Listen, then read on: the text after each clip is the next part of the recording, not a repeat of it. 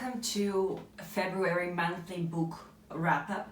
It's been a while, and before I get into anything, I think it's pertinent that I should share some resources when it comes to helping Ukraine. I'm sure you're all aware there's currently war in this country. Russia invaded last Thursday, and that's how things are. In my profile there is a link to my link tree, and within this link tree you have resources for Polish people who want to dedicate their labor, some items or professional work, but also for foreigners. For foreigners, I have a link to a Reddit post with a list of charities that you can support, which support different causes, which target women, children. You can support, help towards war effort, help towards animals.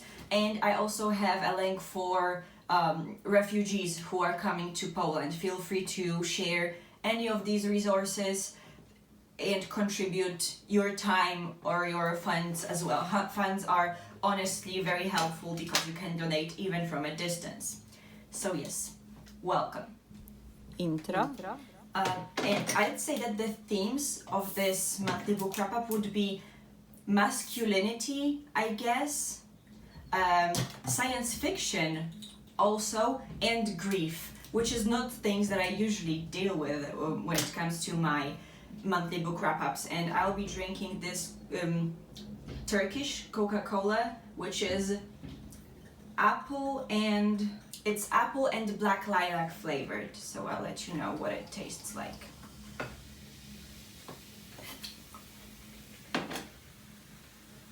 You can definitely taste apple and black lilac. It's delicious. I do recommend if you can get your hands on this Turkish Coke.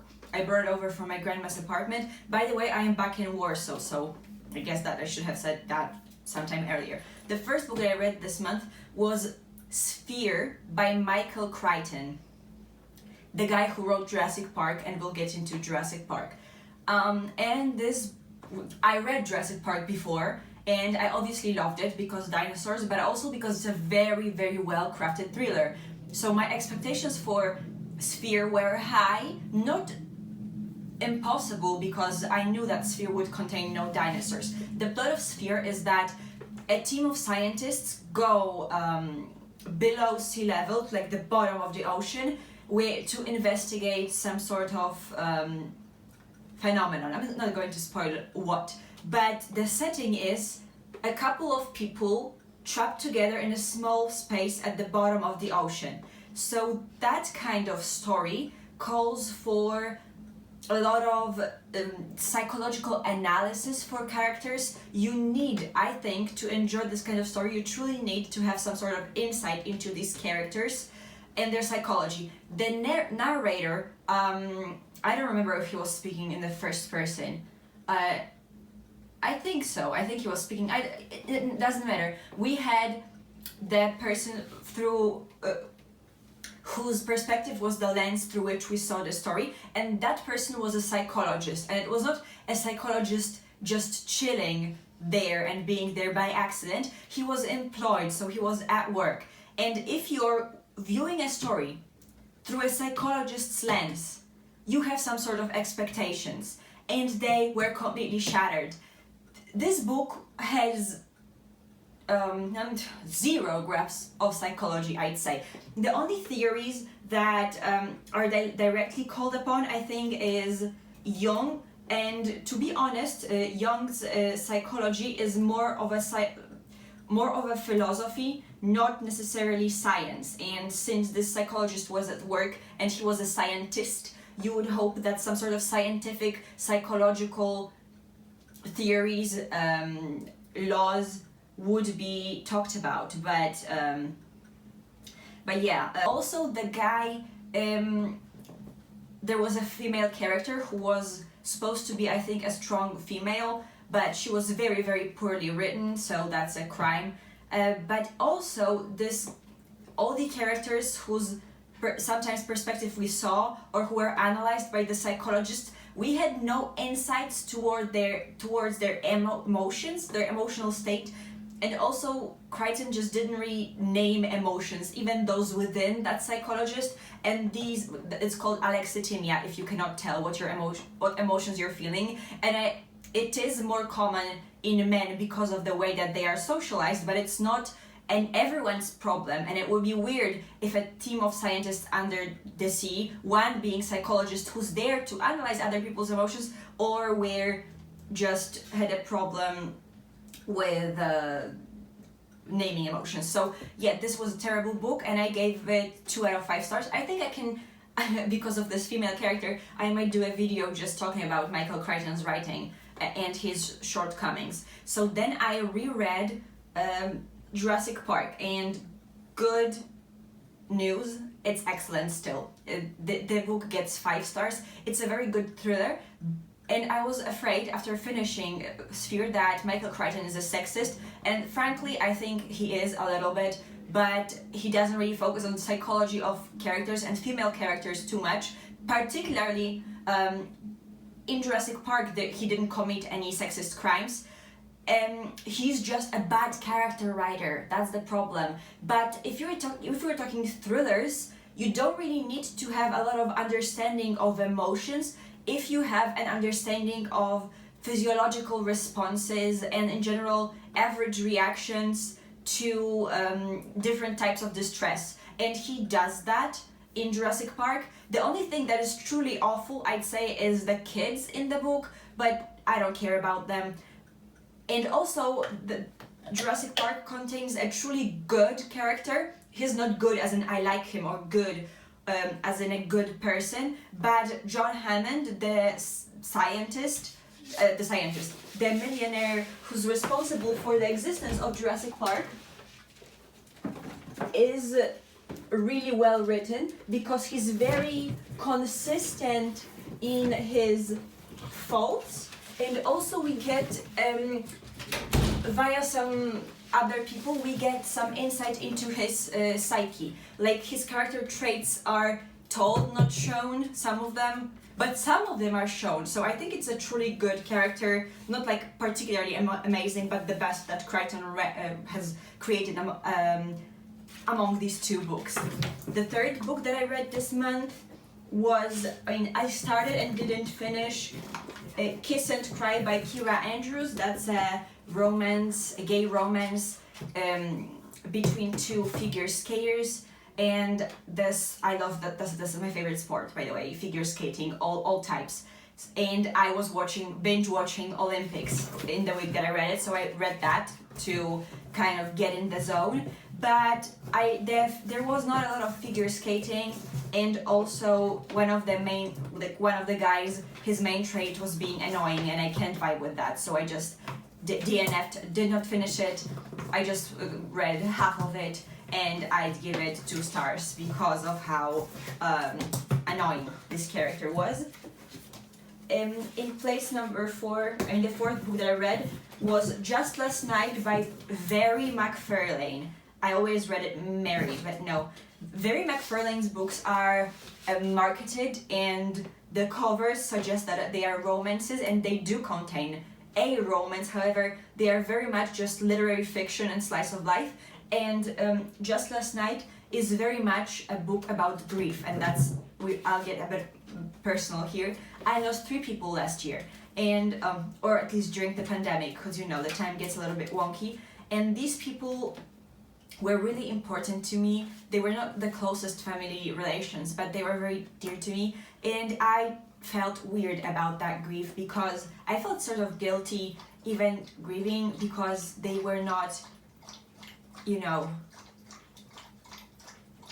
like the closest physically to. I had a lot of emotions about that grief. And in Just Last Night, the main character loses her best friend, and after the death of her best friend, she learns that that friend was keeping a secret from her, which has the potential to completely change the relationship in her eyes. And that sentiment is also quite familiar to me. And frankly, the way that she dealt with grief is great. Also, there was a couple of different friendships and relationships, and this is also a theme I'd say for this month. when I was younger, I had a very particular way that I wanted relationships and character progression to go in books, because there were particular scenarios which gave me catharsis for the way that I dealt with my own problems, right?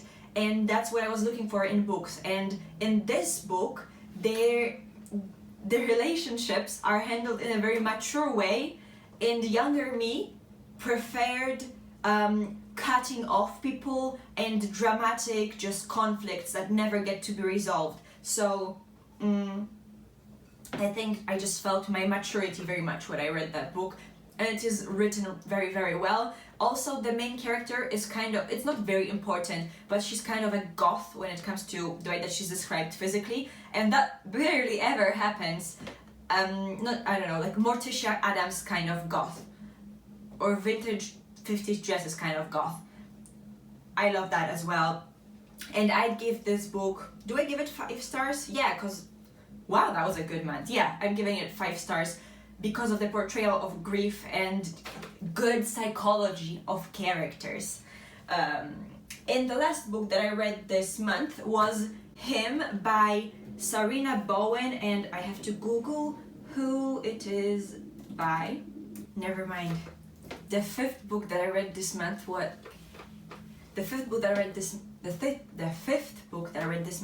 was Him by Sarina Bowen and L. Kennedy. I got this book in 2016, and that's when I read it for the first time. So once again, I was experiencing a book that I read before, and also this book it is a romance, a gay romance, hockey themed too. Both of the main love interests, both of the characters are hockey players.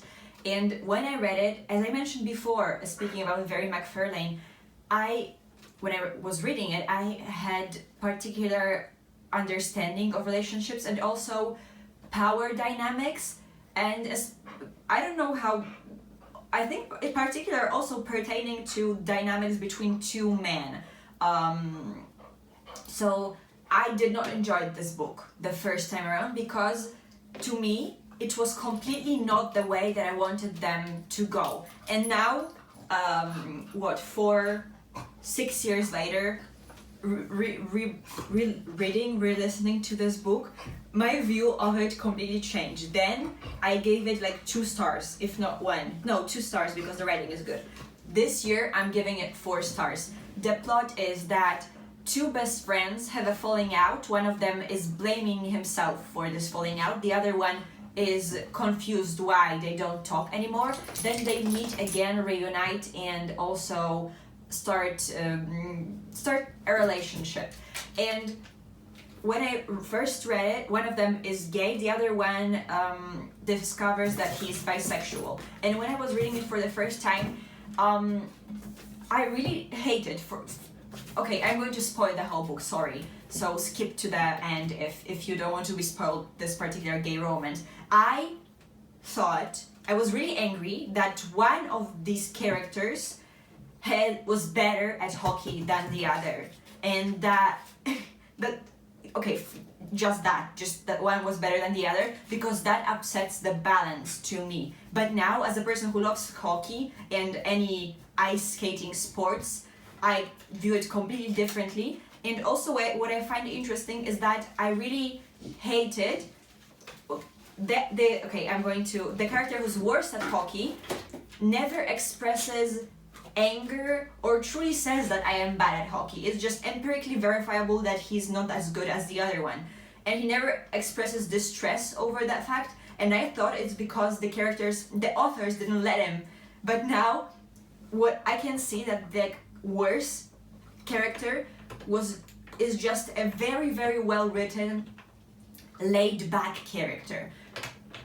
People who are mentally healthy, don't have anxieties, depressions, and traumas, are not often included in literature, to be honest, because problems make us interesting. But some of us, we all have problems, but some of us are just healthy, and some of us have this quality of being laid back. And throughout this book, it was very consistent that he was just a chill dude, that he had emotions, he was distressed sometimes, but fundamentally he was not an overthinker. He was a relaxed person who just found things easier to deal with than other people do. So I truly enjoy that characterization though. On the other hand, when I was reading for the first time, I was kind of, this is kind of personal, but my perception was, with the way that relationships between two men or men and women are written, that people who are passive in certain aspects of relationships are weaker and worse. And the laid-back person takes on certain roles in the relationship who he just doesn't have really any expectations. He loves his partner and he just can deal with whatever, you know, he just doesn't struggle. And I found it irritating that that weaker hockey player, I thought wasn't allowed to have emotions, and that the better hockey player was allowed emotions. And I perceived his emotions to be completely illegitimate, because I don't know why. I just thought that his situation is way better and that he was making all his problems. But guess what? If people have anxieties or certain traumas regarding their parts of their sexuality, they just get more worried than other people, and he was more worried. And just statistically and logically, it's more likely than a gay man will have had negative romantic relationships and sexual relationships with other men who would affect him in the way that he interacts with his romantic male partners. And the bisexual guy who's having his first relationship with a man would just not have those bad experiences to draw from. It logically makes sense. Also, I don't know how he would have dealt with a trauma, but he didn't experience any, was the point. And as a last thing that I really enjoyed, that when it comes to bisexuality, you can go three ways. And the biggest part, the most common situation, is that you think you're straight and then you learn that you're not, and you kind of struggle. And that version of bisexuality, that bisexual experience, very well documented everywhere. But there are two smaller groups, with the second one being that you think you're straight, you learn that you're not, and you don't struggle. You just accept it and go with the flow. And that was in character to this character, and also a valid experience to represent, and it was represented well. The third part is, I think, the rarest, the unicorn of bisexual experiences, where you think you're gay, but then you learn that you're not. But those people also usually struggle because they lived a homosexual experience, which often comes with quite a lot of trauma or some negative experiences, homophobia, and then they learn that they are bisexual, and then sometimes biphobia is real, so they can have their first negative experiences from within the LGBT community. That unfortunately does happen. So yes, this book gets 4 stars. It really made me think a lot, and this one also fits within the themes of masculinity, I think, because masculinity was the theme in the Michael Crichton books, in the way that what is masculinity in this very performative way. Here it's not struggling with your masculinity. And the last book that I read, which was number 6, was Dante and Aristotle Discover the Secrets of the Universe. It's one of my favorite books, top 10 100%. It's a coming of age story. It was a reread for me, like a 6th time or something, but I read it in Polish for the first time. Usually I listen to an audiobook narrated by Lin-Manuel Miranda. This time I read it in Polish. It's worse in Polish. It's worse, okay? The translation is worse because some translations are just a little bit cringy and not the way that teenagers speak. The book takes place in the 80s in El Paso, I think, Texas, within Mexican-American community. Dante and Aristotle are both Mexican, and this book is one of the best books ever, and I get different things when I reread it. This time I cried because it also dealt with grief at some point, and also a grief of this peripheral person, a person who, if my life was a sitcom, would be an episodic character, but that doesn't make them less important. But there was also this Ari had this guilt that I related to, kind of, with maybe be feeling bad for not having as close of a relationship as you should have had. So that was when I cried. It also dealt with your sexuality, but also masculinity, because this book is a portrayal of growing up with a good supportive family, and how that does not really necessarily shield you from having your own problems and traumas, because everybody can have them, how family secrets can touch you, and how essentially puberty can be just painful for some people, because puberty and growing up is not only physical changes in your body, but it's also a very transformative period in your life when you're trying to find who you are, and you're expected and are expecting to go through a lot of changes, but maybe they don't come as rapidly and as aggressively as you would have hoped, and it's kind of difficult to find yourself in this weird liminal space between adulthood and childhood. So it's a very beautiful book, and I would recommend everyone to read it. So it was a 5-star read. This month I had 3 5-star reads, 2 4-star reads, and just 1 2-star dud. So, and by the way, Michael Crichton's Sphere is this 2-star dud. I won't give it a 1-star because I cannot give such a competent sci-fi writer less stars, because the sci-fi elements were really, really good.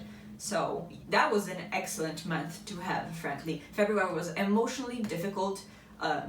February was also an emotionally difficult time for me. First, there was the Olympic and the scandal of Kamila Valieva, Russian figure skater, having been caught taking doping. She's 15. She was clearly, there is no other way. She would never have done it by herself. I'm certain that she was just either forced or coerced or told to take these performance enhancing drugs. There was that whole thing. And in general, the emotional state of Russian figure skaters is kind of terrible. So I empathized with them. There was a lot of drama. Yuzuru Hanyu fell. Then there was the invasion of Ukraine. So yeah, it was a difficult month, which was slightly compensated by the books. So thank you for your time. Once again, I remind you, in my description box there are links to all my social media, but first and foremost, a link to my link tree, which contains resources for Ukrainian refugees, but also for Polish people and foreigners who want to help some sort of way. So please spread these resources, contribute if you're able to, and I'll see you sometime later this month. It is my birthday month, March, so yeah, I'll make sure to do some more videos this month. Thank you, and bye bye.